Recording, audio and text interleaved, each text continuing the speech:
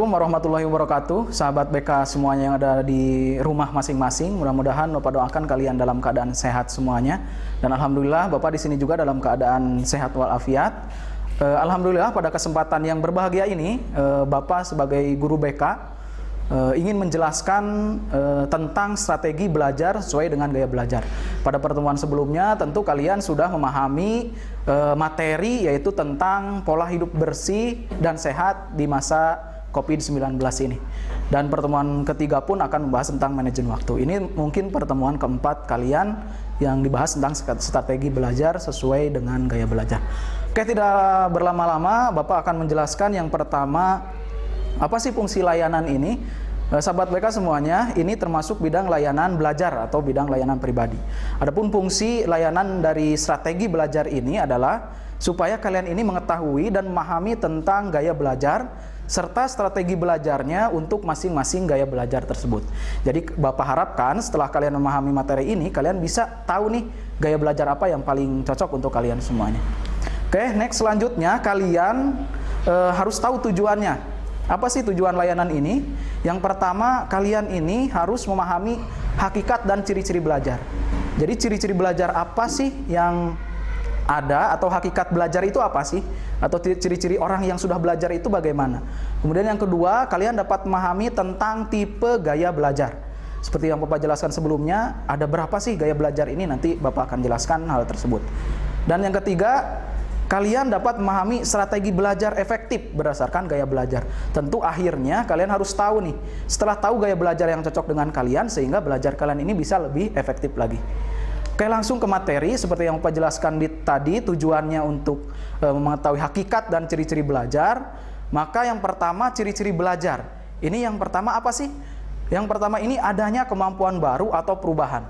Jadi teman-teman semuanya, kalau sudah belajar, harus ada perubahan, harus ada kemampuan baru. Apa sih kemampuan baru yang diharapkan dari belajar ini? Tentu ada 3 aspek di sini. Pertama, kalian harus mengetahui hal yang baru atau yang sering disebut dengan aspek kognitif.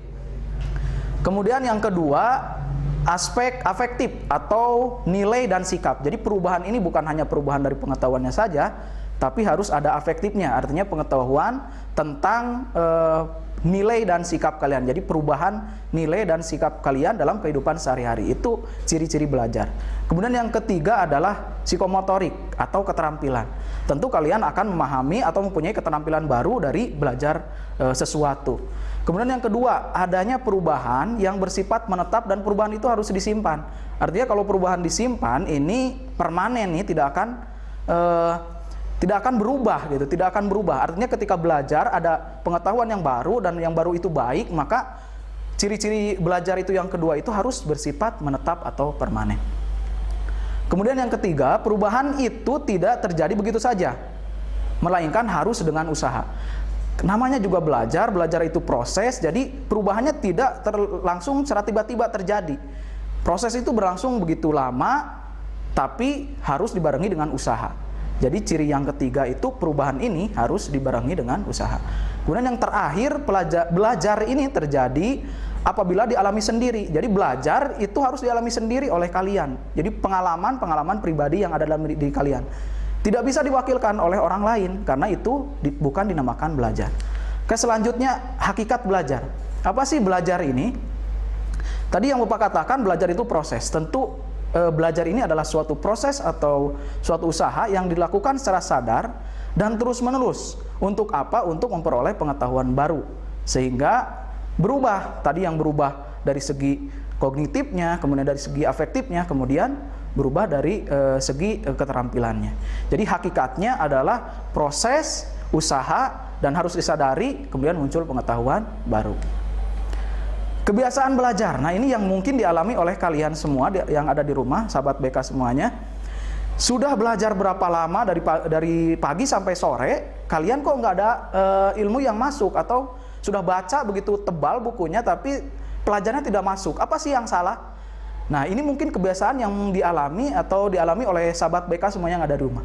Nah selanjutnya inilah yang terjadi ketika tadi permasalahan kebiasaan yang kalian lakukan, yang dari pagi mempelajari buku atau mempelajari rumus, kemudian mungkin setelah selesai 5 menit atau 10 menit kok lupa lagi. Nah, mungkin yang salah itu dari gaya belajarnya. Nah, sekarang lanjut ke materi selanjutnya, yaitu pengertian gaya belajar.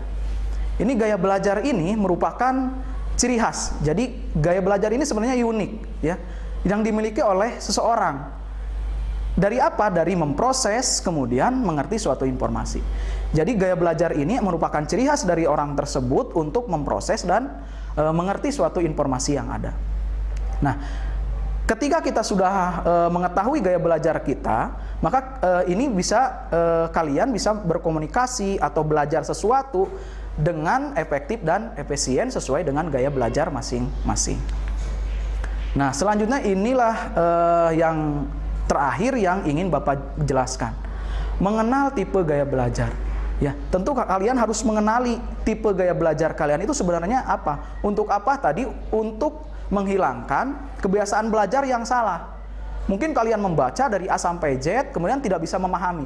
Mungkin yang salah itu kan tadi gaya belajarnya. Nah, di sini kalian harus mengenal tipe gaya belajar. Oke, tipe gaya belajar di sini ada 3. Yang pertama adalah visual. Ini menyerap informasi yang lebih banyak itu dengan cara melihat. Jadi menggunakan indera mata sebagai alat untuk menyerap informasi. Jadi kalian melihat sesuatu, kalian masuk ke dalam otak, diserap informasinya, langsung dipersepsikan oleh kalian. Ya, jadi informasi yang didapat oleh teman-teman, sahabat BK semuanya itu paling banyak lihat.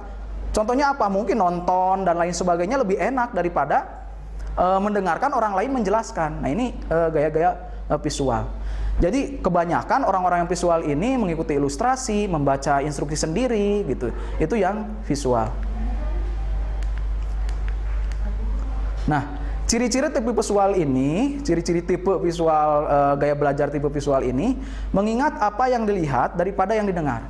Jadi mereka lebih banyak informasi yang masuk ke dalam otak itu adalah informasi yang dilihat. Jadi yang didengar itu hanya sedikit, mungkin tidak maksimal kalau informasinya lewat indera pendengaran. Kemudian tidak pandai memilih kata-kata dalam bicara. Selanjutnya tidak terganggu dengan keributan. Kan kalau tipe auditori nanti yang Bapak akan jelaskan, ketika ada keributan sedikit pun mudah terganggu, yang akhirnya tidak konsentrasi. Kalau tipe visual itu tidak mudah terganggu dengan keributan. Selanjutnya sulit mengingat instruksi atau perintah dalam bahasa lisan. Kalau misalkan orang yang tipe visual ini, mungkin ada di antara teman-teman sahabat BK yang disuruh sama orang tuanya nih untuk beli ke warung, misalkan tolong kata si mama beli ke warung ini. Ketika belum sampai ke warung udah lupa lagi. Nah, itu bukan mungkin gaya belajarnya bukan tipe visual, tapi kalau cepat mengingat instruksi itu auditori. Kemudian pembaca cepat dan tekun. Lebih suka baca daripada dibacakan. Otomatis kan apa yang dilihat oleh mereka akan lebih suka melakukan itu. Cenderung orangnya itu rapi, teratur, teliti, dan perencana yang baik. Itulah tipe-tipe dari gaya belajar tipe visual. Dan selanjutnya strategi belajar apa sih yang cocok? Nah, ini yang paling penting. Untuk menghilangkan kebiasaan yang tadi, kebiasaan belajar yang ketika membaca kalian tidak masuk materi pelajarannya, malahan jadi ngantuk dan lain sebagainya. Inilah strategi yang cocok untuk tipe gaya belajar visual. Pertama, belajarlah dengan menggunakan gambar-gambar. Ya, mungkin banyak informasi yang masuk ketika kita melihat dalam buku itu ada gambarnya, itu tipe visual. Belajar dengan diagram atau peta. Kemudian belajar dengan membuat coretan, simbol atau tanda-tanda yang penting. Kalian boleh nih tipe gaya belajar visual, di buku itu jangan monoton, jangan huruf semuanya, itu akan sulit kalian memahami pelajaran. Tapi gunakanlah simbol-simbol yang unik. Kalian biasanya kreatif nih membuat gaya-gaya atau simbol-simbol tertentu untuk menyatakan misalkan definisi ini apa dan lain sebagainya. Kemudian selanjutnya menggunakan video, gambar-gambar berwarna. Ini boleh nih karena tipe visual otomatis lebih kepada gambar dan video. Jadi senang ngelihat, bahkan nonton sesuatu itu tidak lelah, mungkin itu merupakan tipe belajar visual. Dan yang terakhir membuat pengelompokan. Kalian boleh di buku misalkan membuat mind mapping untuk mempermudah kalian dalam belajar. Nah, yang kedua ini adalah gaya belajar tipe auditori.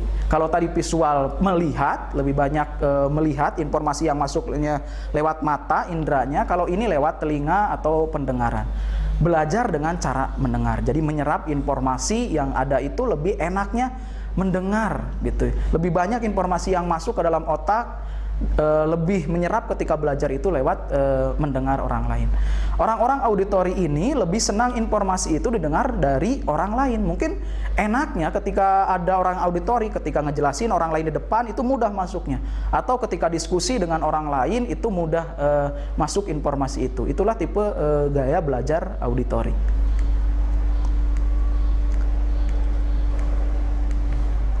Nah, selanjutnya tadi ciri-ciri visual, sekarang ciri-ciri orang yang mempunyai tipe gaya belajar auditori.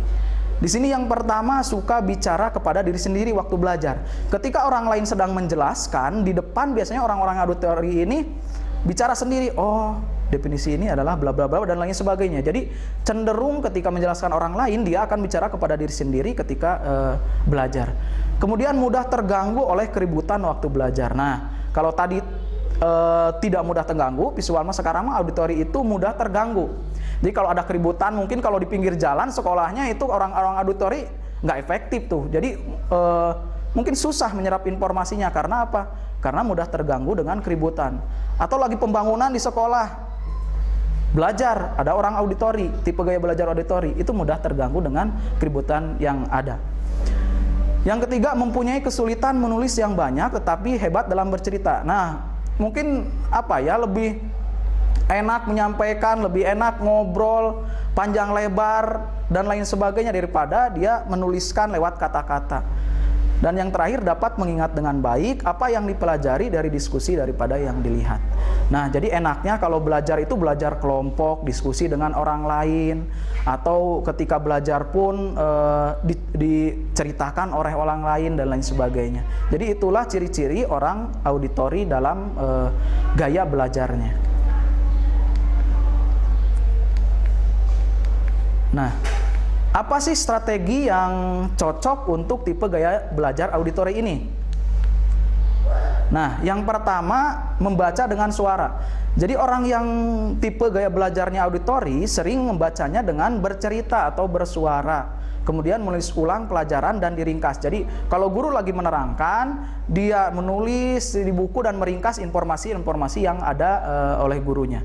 Kemudian senang ketika belajar itu ada diskusi, ada wawancara dan lain sebagainya. Artinya yang verbal, yang harus mendengar itu lebih dia senangi. Kemudian kadang-kadang dia juga senang belajar dengan melihat rekaman atau melalui seminar. Jadi itulah 4 strategi belajar tipe auditori. Nah, dan yang terakhir ini kinestetik. Kinestetik ini apa? Jadi lebih kepada praktik langsung atau lebih enak kalau melakukan secara langsung. Kalau tadi visual melihat, auditori mendengar, ini lebih enaknya melakuin langsung nih. Jadi tipe belajar yang menekankan praktik langsung atas apa yang dipelajari. Orang-orang kinestetik ini lebih senang kalau dibiarkan mengerjakan sendiri. Kalau praktek sendiri ini lebih ngulik gitu, orangnya lebih senang dia melakukan hal tersebut. Nah, ciri-cirinya ini yang pertama, kadang-kadang karena suka mempraktekkan sendiri lebih aktif, mungkin lebih hiperaktif daripada tipe auditori dan visual karena menggunakan daya gerak gitu, lebih banyak bergerak. Ini suka bicara dengan pelan katanya, banyak bergerak, bahkan sulit duduk waktu yang lama gitu. Kalau di kelas mungkin ada orang yang ketika ngejelasin malahan nggak bisa duduk gitu ya, itu mungkin tipe kinestetik dia ketika belajar. Jadi nggak enak waktu lama duduk sejam 2 jam udah bosan gitu ya. Kemudian menghafal dengan berjalan atau bolak-balik, jadi nggak bisa diem orangnya, bolak-balik aja kalau belajar. Kemudian ketika bicara banyak menggunakan isyarat tubuh. Jadi tangannya ketika bicara, menjelaskan dan lain sebagainya menggunakan isyarat. Menggunakan jari sebagai penunjuk ketika sedang membaca. Jadi ketika membaca itu biasanya diikutin oleh jarinya, dilihat oleh matanya dan lain sebagainya. Itulah ciri-ciri orang-orang kinestetik. Nah, strategi belajar apa sih yang cocok untuk tipe kinestetik ini? Ya tentu karena tadi kinestetik lebih kepada gerak, tentu yang paling cocok itu adalah melakukan praktek langsung ketika pembelajaran. Mengamati demo dan contoh yang konkret, mungkin ketika dilihat ada orang yang melakukan praktek ini, diamati dan lain sebagainya, itu orang-orang yang kinestetik. Kemudian drama, permainan, aktivitas lapangan, orang yang kinestetik biasanya dia seneng nih kalau pelajaran olahraga atau pelajaran-pelajaran produktif yang menekankan pada praktik itu lebih dia senangi. Atau misalkan kimia, fisika dan lain sebagainya itu lebih dia senangi. Menggunakan model, Lego, alat praktek, kerajinan dan puzzle. Jadi dia kreatif, dia mencoba untuk bergerak ya. Dia menggunakan hal-hal yang ada di sekitar untuk memudahkan dia dalam belajar. Nah, menggunakan gerak dalam belajar. Artinya seperti tadi, kalau ciri-ciri orang yang kinestetik kan ketika membaca itu biasanya sambil berjalan gitu. Bahkan mungkin tidak terganggu dengan kebisingan yang di luar, berbeda dengan tipe auditorik. Nah, mungkin itu saja dari Bapak. 3 tipe gaya belajar, ciri-ciri belajar, hakikat belajar, kemudian kebiasaan belajar mungkin yang salah dalam diri kalian, dan yang terakhir diakhiri oleh tipe-tipe gaya belajar. Mudah-mudahan apa yang Bapak terangkan bisa kalian pahami, dan nanti Bapak dengan tim akan memberikan kuesioner khusus untuk mengetahui tipe gaya belajar apa yang cocok untuk kalian semua. Oke, mungkin itu saja dari Bapak. Tetap jaga kesehatan dan tetap semangat. Ingat, belajar itu suatu kebutuhan, belajar itu menyenangkan. Assalamualaikum warahmatullahi wabarakatuh.